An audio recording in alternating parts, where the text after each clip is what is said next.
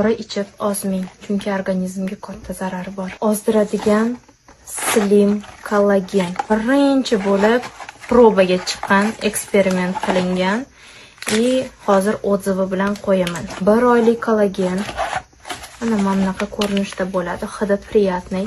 Даже kollagen icha olmaydigan qizlar ham bemalol ichishadi. Ozdirganda sizlarni badaninglarni osiltirib qo'ymaydi, chunki bu kollagen dori emas.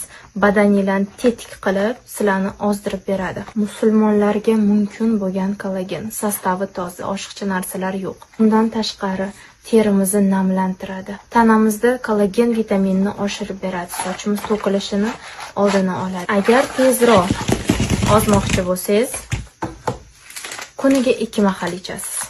Agar srednim, sekin-sekin ozmoqchi bo'ladigan bo'lsangiz, kuniga 1 mahal ichsangiz ham bo'ladi.